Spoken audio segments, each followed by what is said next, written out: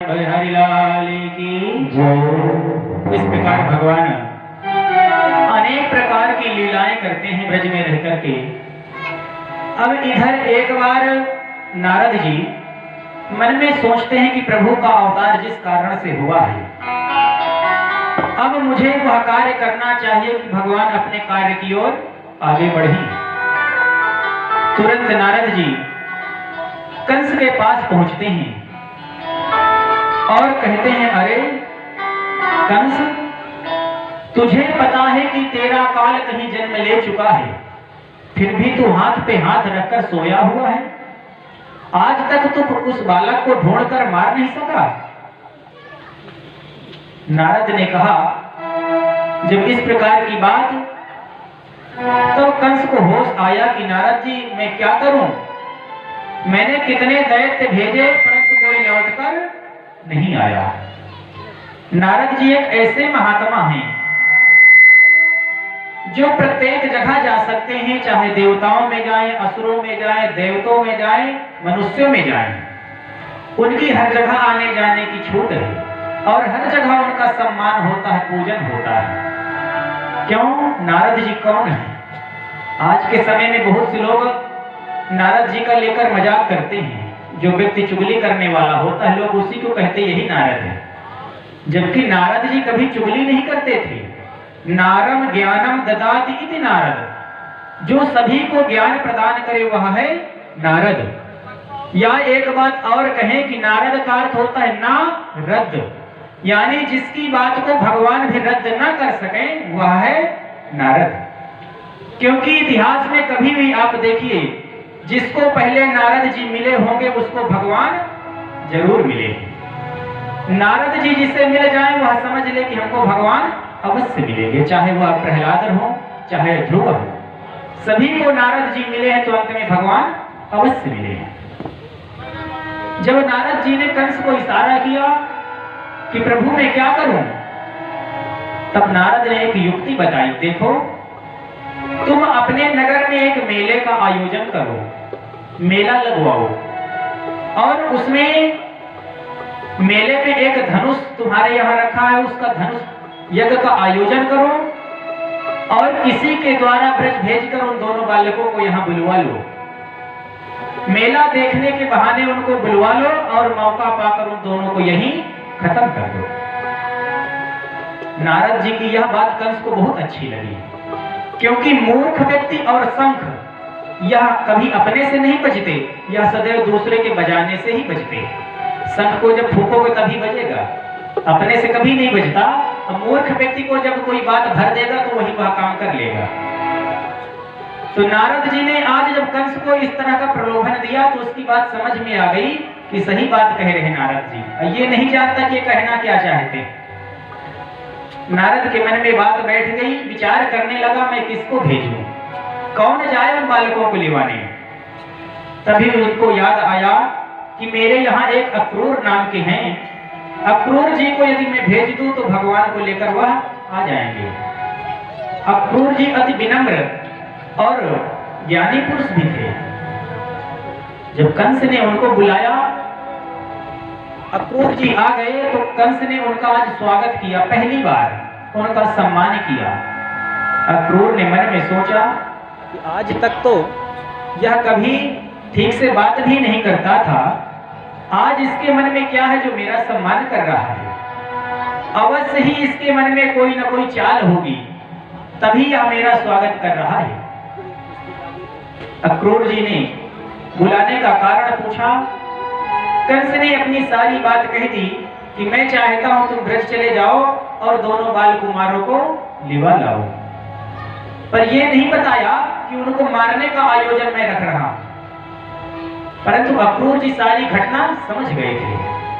मन में सोच रहे मैं कैसे उन नन्हे नन्हे सुकुमार बालकों को लेकर आऊं। यदि मैं लिवा लाया वह मेरे प्रेम में खींचे चले आएंगे, क्योंकि मैं उनका चाचा हूं। मेरे बुलाने पर वह आ गए और इस दुष्ट ने उन बालकों को मार दिया तो मुझे कितना अपराध लगेगा। परंतु मन में विचार किया यदि नहीं चाहता हूं तो यह दुष्ट मुझे मार देगा। दोनों तरफ से आज मैं फंस गया। सोचा कि इस दैत्य के हाथ से मरना से अच्छा है कि मैं भगवान के पहले दर्शन कर लूं। तुरंत रथ में सवार होकर अक्रूर जी ब्रज की ओर चल पड़ते हैं। जैसे ही ब्रज की ओर चलते हैं, मन में भगवान का स्मरण करते हुए अक्रूर जी अपना रथ लेकर के ब्रज के समीप पहुंचते हैं। उस समय गौधूली बेला का समय हो गया था और सभी गोप बालक गायों को वापस अपने अपने घर की ओर लेकर लौट रहे थे। अक्रूर जी ने जैसे ही पहुंचे तो उनको धूल में भगवान के चरणारविंद दिखाई पड़े कि मानो अभी अभी भगवान भी इस रास्ते से घर को लौट कर गए। अक्रूर जी रथ से कूद पड़ते हैं और उसी धूली में लौट जाते हैं। भगवान की चरण रज को अपने शरीर से स्पर्श कराते हैं। इसके बाद अक्रूर जी भगवान के नंद बाबा के महल पहुंचते हैं। नंद बाबा ने स्वागत किया, आसन दिया, बैठाया, क्योंकि सनातन धर्म का यही कर्तव्य होता है कि जब कोई अतिथि आ जाए तो सबसे पहले उसे आसन की व्यवस्था कराएं। उसके बाद उसको हम जलपान दें ताकि उसका जो श्रम हुआ है आने में वह दूर हो जाए और पुनः फिर उसके आने का कारण पूछना चाहिए। ये हमारी संस्कृति कहती है। अक्रूर जी को नारद जी ने आसन दिया, जल दिया और उनको बिठाया। बहुत सी चर्चा नंद बाबा से हुई, परंतु अभी यह नहीं बताया कि मैं दोनों बालकों को लेने आया हूं। सायंकाल हुआ, अक्रूर जी विश्राम कक्ष में विश्राम कर रहे थे। भगवान ने सोचा कि आज हमारे चाचा जी आए हैं, चलकर चाचा जी की सेवा करनी चाहिए।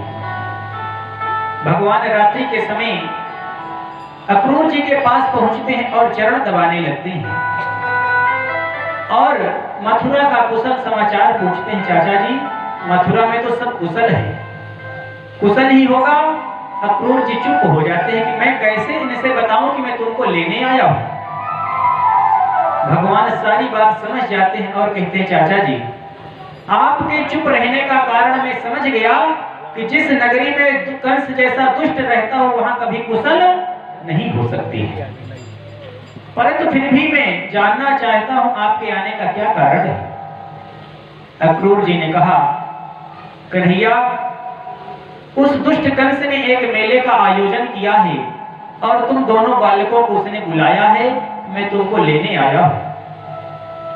भगवान ने कहा, चाचा जी, मैं जानता हूं उस मेले का क्या आयोजन है, उसका प्रयोजन क्या है, परंतु आप यह बात बाबा नंद से मत बताना कि कंस ने मुझे किस लिए बुलाया, अन्यथा मुझे जाने नहीं देंगे।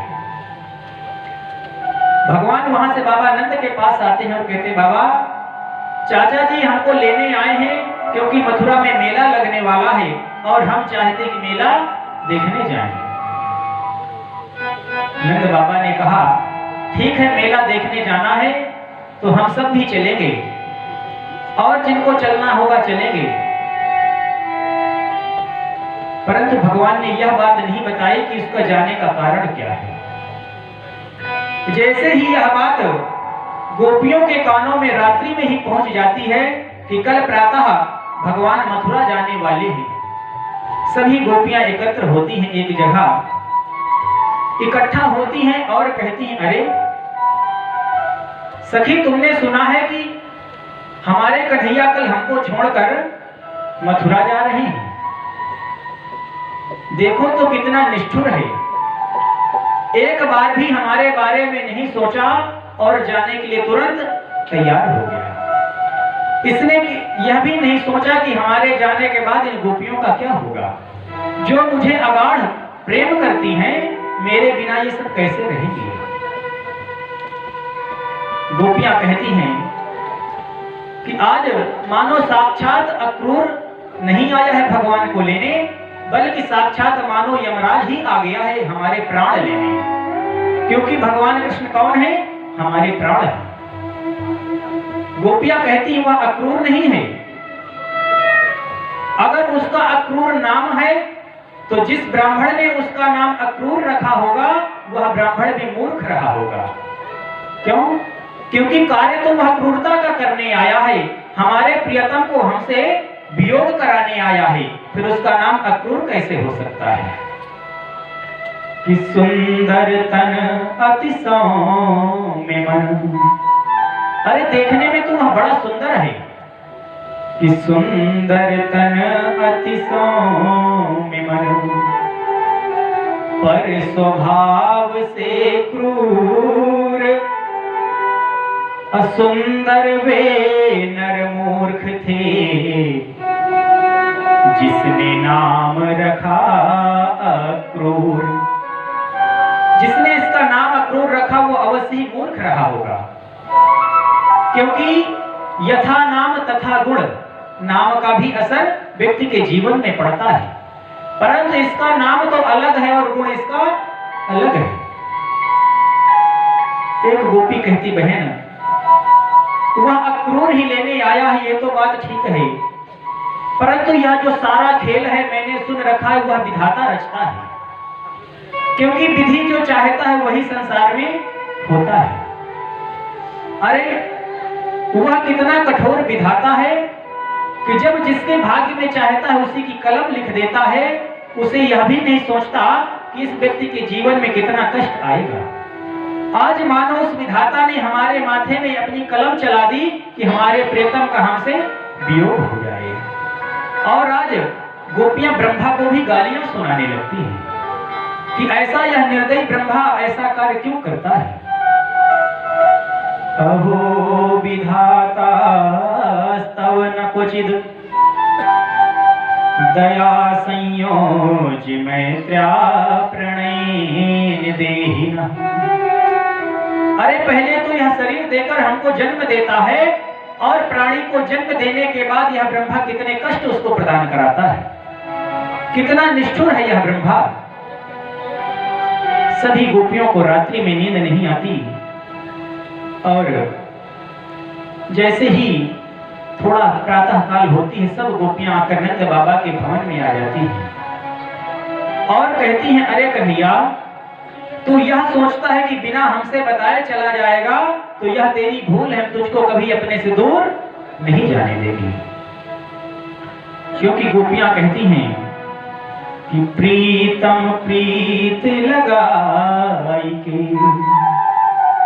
अरे कन्हैया तुम हमसे प्रीत लगा के हमसे दूर मत जाओ। भले ही तेरी बाल्यावस्था में हमने माखन मिश्री के लिए तुझे डांटा है, तेरी शिकायत की है, फिर भी आज हम कह रही हैं कि तू सिर्फ हमारे पास रह, हमको चाहे भीख मांगना पड़े हम तुझको मांग मांग कर खिलाएंगी, पर हमारे साथ रह। कि प्रीतम प्रीत लगाई के, दूर देश मत जाओ, रहो हमारे पास ही, हम मांगे तुम खाओ। अरे हम मांग मांग के लाएंगी, तुम बैठे बैठे खाना, पर हमारा कभी साथ मत छोड़ो। गोपियां आनंद भवन में पहुंच जाती हैं और रुदन करती हैं कि यह कितना निष्ठुर कन्हैया हमको छोड़कर जाने के लिए कहता है। उसी समय मैया यशोदा भी जब यह सुनती है कि मेरा कन्हैया मुझसे दूर जाने वाला है, तो ऐसी कौन मां होगी जो अपने हृदय के टुकड़े को अपने से दूर करना चाहेगी। कोई मां ऐसी नहीं है जो कि चाहे मेरा बालक मुझसे दूर हो, परंतु परिस्थितिवश बालकों को अपने घर से बाहर दूर रहना पड़ता है। मां यशोदा के आंखों से अश्रुपात होता है, रो रही है बेचारी कि जिस कन्हैया को मैंने माखन मिश्री खिलाया, उंगली पकड़कर चलना सिखाया, आज वह कन्हैया मुझसे दूर जा रहा है। अरे मैं तुम्हारे बिना कैसे रहूंगी बंधुओं। माँ का दुख क्या होता है यह सब कोई नहीं समझ सकता। माँ के हृदय की पीड़ा क्या होती है माँ अकेले सह सकती, पर कभी किसी से कहती नहीं है। माँ के आंखों से अश्रुपात हो रहे हैं। कितना पावन कितना निर्मल, माँ बेटे का नाता है, 9 मास गर्भ में रखती उस माँ को शीश झुकाकर। अरे जो माँ अपने बालक को 9 मास कोख में रखकर रहती है, कितने अनगिनत कष्ट सहती है, कष्ट सहकर बालक का जन्म देती है, उसको पालती है, पोसती है, अपने गोद में लेकर प्रत्येक जगह घूमती है, परंतु न तो कभी माँ थकती है और न ही कभी ऊबती है, न उसे कभी कष्ट का आभास होता है। फिर भी जब बच्चे की तोतली भाषा को सुनती है तो उसकी सारी थकावट दूर हो जाती है। माँ इतना कष्ट सहकर के बालकों को पालती है, परंतु जब वही बालक बड़े होकर के अपने माता पिता को कष्ट देते हैं, तब उस माँ के हृदय में कितना कष्ट होता होगा। उन माँ के हृदय में क्या गुजरता होगा कि जिन बालकों को हमने जन्म दिया, कितने कष्ट सहे, आज हमारे लिए वो कैसी कैसी बातों का, कैसे कैसे शब्दों का प्रयोग करता है, हमारे साथ कैसा व्यवहार करता है। उस समय उन माँ की आंखों से आंसू नहीं बल्कि खून के आंसू आते हैं कि माँ ने जब तुझे ममता दी, तब तूने माँ जानी, पर बेटा तूने दूध की कदर ना जानी। अरे मैया ने तुझे दूध नहीं बल्कि अपने खून को ही दूध बनाकर तुझे पिलाया था, पर तूने उस दूध की कोई कदर नहीं रखी। 9 महीने तुझे गर्भ में रखा, सुख दुख सारे झेले, कि मन में माँ फूली न समाई, जब तू गोद में खेले, पर बेटा तूने दूध की कदर ना जानी। मैया जब गोद में खिलाती है तो अपने सारे दुखों को भूल जाती है, उसे मानो सब कुछ आज आनंद यही मिल जाता है। परंतु हमेशा माँ खुद गीले में सोकर के सूखे में अपने बालक को सुलाती है। तुझे सुलाती सूखे में, खुद गीले में सो जाती, अब पहले तुझको दूध पिलाती, खुद भूखी रह जाती। माँ ने एक औलाद की खातिर, एक पुत्र पाने के लिए मैया न जाने कितने मंदिरों में माथा टेकती है। माँ ने एक औलाद की खातिर क्या क्या दी कुर्बानी, पर बेटा तूने दूध की कदर ना जानी। जब बालक बड़ा हो जाता है तो माता पिता की आशाएं जुड़ जाती हैं। हमारा पुत्र है, कमाएगा, विवाह होगा, बहू आएगी, दोनों मिलकर हमारी सेवा करेंगे, कभी हमको रोटी का टुकड़ा देंगे, हमारा पेट भरेंगे। ना जाने कितनी आशाएं रखती हैं कि बड़ा हुआ तो आने जाने क्या क्या आस लगाई, धूम धाम से शादी की, दुल्हन घर में आई। जिस समय पुत्र का विवाह होता है उस समय माँ से ज्यादा कोई खुश नहीं होता है, सबसे ज्यादा प्रसन्नता माँ को प्राप्त होती है कि जा दिन ते घर दुल्हन आई। जिस दिन से घर में दुल्हन आती है उसी दिन से जा दिन ते घर दुल्हन आई, माँ हो गई आज बिरानी, पर बेटा तूने दूध की कदर ना जानी। उसी दिन से मानो माता पिता की चारपाई घर के बाहर रख दी जाती है। घर के लोग उनसे कोई बातचीत भी नहीं करते हैं, कोई सलाह भी नहीं लेते हैं। माता पिता वृद्धावस्था को पहुंच जाते हैं, चारपाई में पड़े रहते हैं और आशा भरी निगाह से पुत्रों की ओर देखते हैं कि हमारा पुत्र आकर के रोटी का निवाला हमारे मुख में देगा। कि चौथे पन का हुआ सहारा, और मैया आस लगाए। माँ की मृत्यु के समय आ गया है। माँ उठ नहीं सकती, चारपाई से पड़ी है, सोच रही मेरा पुत्र आकर मेरे मुख में एक गिलास जल ही पिला दे। कि मरते दम माँ पानी मांगे, पर बेटा पास न आए। अरे माँ ने तुझको दूध पिलाया, तू पिला सका ना पानी, पर बेटा तूने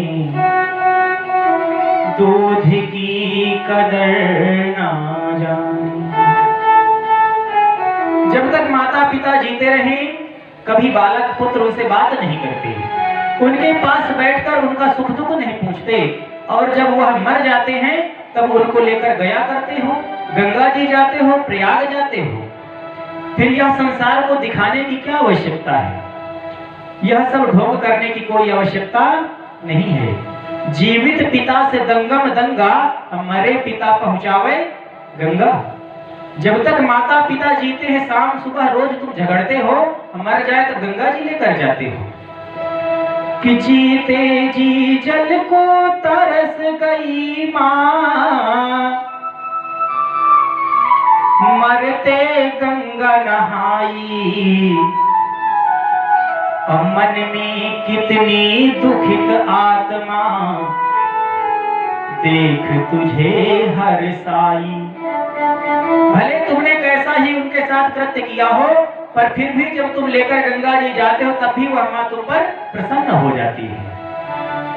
कि जाते जाते छोड़ चली माँ, ममता की एक निशानी, पर बेटा तूने दूध की कदर ना जानी। पर बेटा तूने दूध की कदर ना जानी। ऐसी वात्सल्य मूर्ति मां होती है।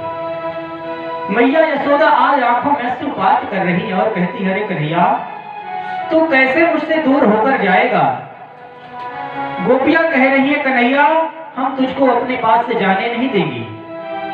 अगर तुम जाने का प्रयास भी करोगे तो हम तुम्हारे रथ के सामने लेट जाएगी, तुम्हारा मार्ग रोक लेंगी। गोपियों से भगवान कृष्ण कहते, गोपियों तुम मेरा रास्ता मत रोको, सिर्फ 2 दिन की बात है, मैं आज मथुरा जाऊंगा, कल मेला घूमूंगा और परसों वापस लौट आऊंगा। पर गोपियां जानती हैं कि आज अगर कन्हैया चला गया तो कभी दोबारा वापस नहीं आएगा। गोपियां कहती हैं, मानो उन कौवों से भी संकेत करती हैं कि अरे कौवों, अगर कन्हैया के वियोग में हमारा प्राण निकल जाए तो तुम सब मिलकर के हमारे शरीर के मांस को खा लेना, परंतु इन आंखों को छोड़ देना, क्योंकि यह आंखें कन्हैया के वापस आने की राह देखती रहती है। कागा सब तन खाइयो, चुन चुन चुगियो मांस, ये तो नैना छोड़ियो,